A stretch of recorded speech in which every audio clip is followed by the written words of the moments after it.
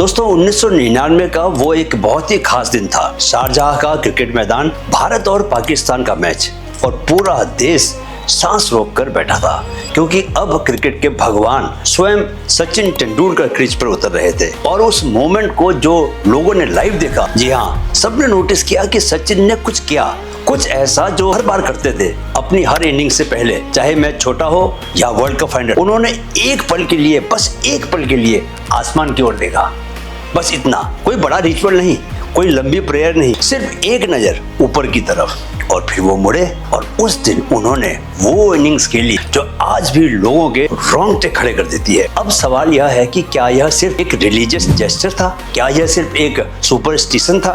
क्या सचिन का दिमाग बिना किसी साइंस डिग्री के, बिना किसी एनएलपी कोर्स के एक ऐसी टेक्निक यूज कर रहा था जिसे आज दुनिया की टॉप यूनिवर्सिटीज अपनी रिसर्च में प्रूव कर रही है? आज आप जानेंगे दोस्तों कि वो टेक्निक क्या थी, वो टेक्निक कैसे काम करती है, और सबसे इम्पोर्टेंट कि आप उसे अपनी जिंदगी में कैसे यूज कर सकते हो, क्योंकि मैं इसका इस्तेमाल लगभग रोज करता हूं और मेरी ग्रोथ में उसकी बहुत बड़ी भूमिका है। नमस्कार दोस्तों, welcome back to mind fit growth. यह है हमारी कंप्लीट एनएलपी सीरीज का एपिसोड नंबर 6 और आज हम बात करेंगे उस एक स्किल की जो सचिन के पास थी, फेल्प्स के पास थी, जोकोविच के पास थी, और जो आज इस एपिसोड के बाद आपके पास भी होगी। दोस्तों सन 2000 का साल था और माइकल फेल्प्स जो बाद में 23 ओलंपिक गोल्ड मेडल जीतने वाले थे, अभी सिर्फ 15 साल के थे और एक बहुत बड़ी प्रॉब्लम फेस कर रहे थे। वो प्रॉब्लम यह नहीं थी कि वो अच्छे स्विमर नहीं थे, वो प्रॉब्लम यह थी कि जब भी कंपटीशन का प्रेशर बढ़ता था, जब भी बड़ी रेस होती थी, तो उनकी पूरी बॉडी एक ऐसी स्टेट में चली जाती थी जहां वो अपना बेस्ट परफॉर्म नहीं कर पाते थे। एंजाइटी उन्हें अंदर ही अंदर से खा जाती थी। उनके कोच थे बॉब बोमेन, जो शायद हिस्ट्री के सबसे ब्रिलियंट स्पोर्ट्स साइकोलॉजिस्ट में से एक हैं। भले ही वो ऑफिशियली साइकोलॉजिस्ट नहीं थे दोस्तों, बॉब ने माइकल को एक टेक्निक सिखाई जबरदस्त, जो उस वक्त किसी को समझ में नहीं आई, लेकिन जिसने माइकल की जिंदगी को बदल दिया। बॉब ने कहा, माइकल, हर रात सोने से पहले और हर सुबह उठने के बाद तुम अपनी परफेक्ट रेस की एक मेंटल मूवी चलाओगे, हर डिटेल के साथ, वाटर की फीलिंग, पूल की स्मेल, क्राउड की आवाज, और उस मूवी के पीक पर तुम अपने हेडफोन्स को लगाओगे और आर्म्स को एक स्पेसिफिक तरीके से स्विंग करोगे। माइकल ने यह दोस्तों हर दिन किया, सैकड़ों बार किया, हजारों बार किया, और फिर 2008 Beijing Olympics 200 metre butterfly race, और उनके गॉगल्स में पानी भर गया, यानी कि वो लिटरली अंधे होकर रेस कर रहे थे। लेकिन उन्होंने रेस को नहीं रोका। उन्होंने अपना हेडफोन रिचुअल किया था रेस से पहले। उनके ब्रेन की इनग्राम सेल्स फायर हो गई थी। वो उस परफेक्ट रेस की स्टेट में थे और उन्होंने वो रेस जीती वर्ल्ड रिकॉर्ड के साथ, आंखें बंद करके। दोस्तों यह एंकरिंग की पावर है। सोचो, ऐसे ही दोस्तों 2019 में यूनिवर्सिटी ऑफ प्लायमाउथ में डॉक्टर जेसिका बर्थमैन एक ऐसी रिसर्चर थी जो उन लोगों पर रिसर्च कर रही थी जो चॉकलेट देखते ही खुद को कंट्रोल में नहीं रख पाते थे, जिनके लिए चॉकलेट सिर्फ एक फूड नहीं था, एक ऑब्सेशन थी। उन्होंने उन लोगों को एक रूम में बुलाया जहां चॉकलेट रखी थी और साथ में एक बेहद सटल, एकदम बारीक, ऑलमोस्ट अननोटिसेबल, एक बहुत खास तरह की स्मेल भी थी। बस एक स्मेल, एक गंध, और कुछ भी नहीं। कुछ सेशंस के बाद दोस्तों, जब वो लोग किसी भी दूसरी जगह वो सेम स्मेल सूंघते थे तो उनका ब्रेन ऑटोमेटिकली उसी क्रेविंग स्टेट में चला जाता था, बिना चॉकलेट्स को देखे, बिना कुछ खाए, सिर्फ एक स्मेल से। लेकिन यहाँ स्टोरी खत्म नहीं होती। डॉक्टर बर्थमैन ने एक और एक्सपेरिमेंट किया। इस बार उन्हीं लोगों को एक कंप्लीटली अलग स्मेल, एक फ्रेश क्लीन खुशबू उस एग्जैक्ट मोमेंट पर दी जब वो जेन्युइनली रिलैक्स्ड और शांत बैठे हुए थे, जब वो इन कंट्रोल थे, जब वो अपने बेस्ट मेंटल स्टेट में थे। तो जानते क्या हुआ? कुछ ही सेशंस में वो नई स्मेल उस काम, इन कंट्रोल, पीसफुल स्टेट की एंकर बन गई।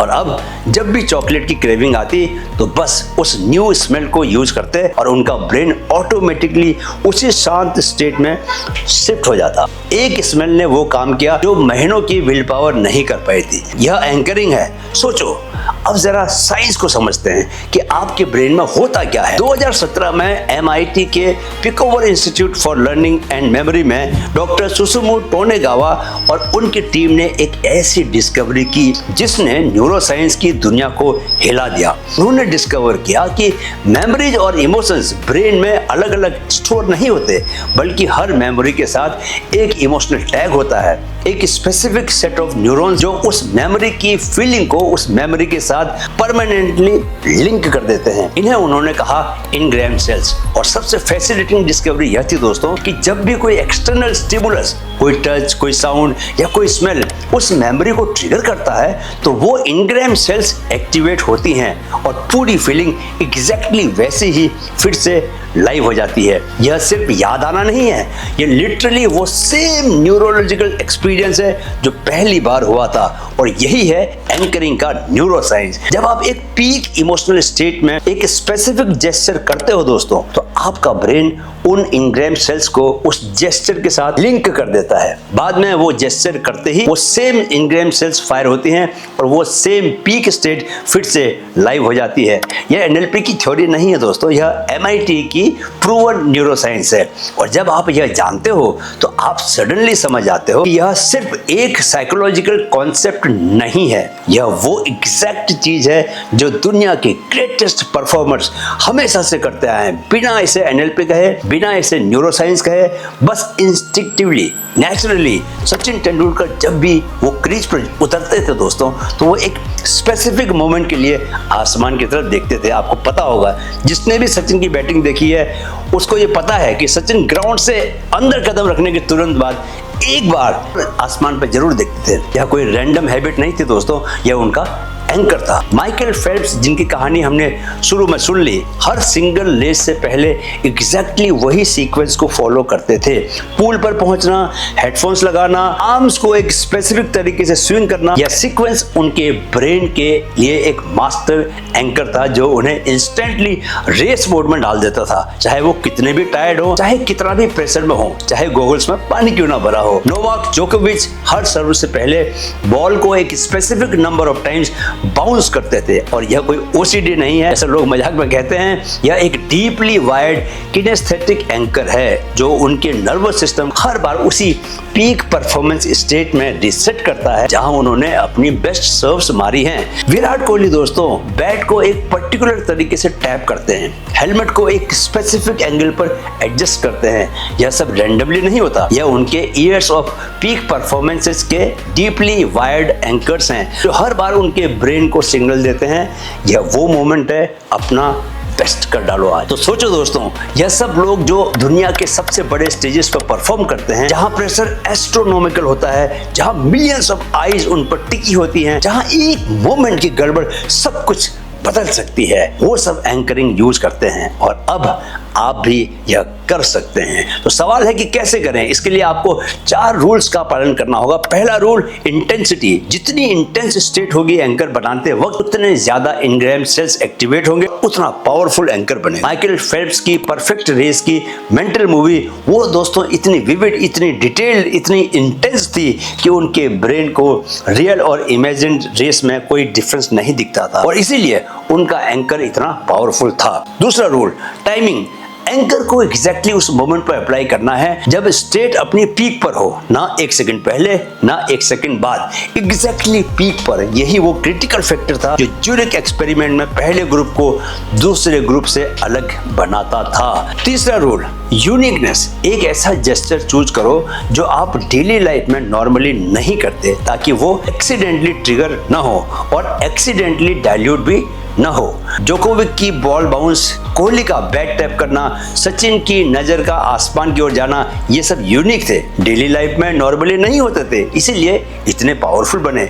चौथा रूल, रिपीटेशन। जितनी बार आप एंकर को रीइंफोर्स करोगे उतना वो स्ट्रॉन्गर बनेगा, उतनी डीपर वो इनग्राम सेल्स की वायरिंग करेगा। माइकल फेल्प्स ने यह हजारों बार किया, इसीलिए बीजिंग ओलंपिक में जब गॉगल्स में पानी भर गया था तब क्या हुआ, तब भी उनका एंकर फेल नहीं हुआ। अब आपके लिए दोस्तों एक लाइव एक्सरसाइज है, अपना पावर बटन दबाओ। दोस्तों आज आप वो करने वाले हैं जो सचिन ने किया, जो फेल्प्स ने किया, जो जोकोविक ने किया। स्टेप 1, अपना एंकर पॉइंट चूज करो, एक यूनिक किनेस्थेटिक जेस्चर चूज करो, कुछ ऐसा जो आप डेली लाइफ में नॉर्मली नहीं करते, जैसे अपने लेफ्ट हैंड की थंब को, रिंग फिंगर को एक स्पेसिफिक वे से प्रेस करना, ऐसे जोर से दबाना, या राइट हैंड की फिस्ट को एक स्पेसिफिक वे में क्लोज करना। स्टेप नंबर 2, अपनी पीक स्टेट में जाओ, आंखें बंद करो और एक ऐसा मोमेंट याद करो जब आप जेन्युइनली बहुत कॉन्फिडेंस से भरे हुए थे, जब बहुत कैपेबल महसूस कर रहे थे, जब आप अपने बेस्ट पर थे। उस मेमोरी को बड़ा करो, उसको करीब लेके आओ, ब्राइट करो, चमकदार बनाओ, उसमें साउंड्स को एंड करो, उस मोमेंट की फीलिंग को पूरी बॉडी में महसूस करो, उसे ग्रो होने दो, बढ़ने दो, इंटेंसिटी को और बढ़ाओ, तब वो एंकर आपका मजबूत बनेगा। स्टेप नंबर 3, पीक पर एंकर फायर करो। जैसे ही वो फीलिंग अपने पीक पर पहुंचे, एग्जैक्टली उस मोमेंट पर अपना चूजन जेस्चर करो, जो भी है, चाहे मुट्ठी बंद करना हो, चाहे आप कंधे को टच करो, कुछ भी करो, वो उस वक्त पे करो जब इमोशन आपका पीक पर हो। 5 से 7 सेकंड तक दोस्तों उसको होल्ड करके रखो और फिर छोड़ दो और मेंटली शेक ऑफ करो। स्टेप नंबर 4, टेस्ट करो। अब न्यूट्रल स्टेट में वो जेस्चर करो और नोटिस करो क्या कोई शिफ्ट आया, कोई एनर्जी, कोई वार्मथ। अगर हाँ, आपका पावर बटन तैयार है।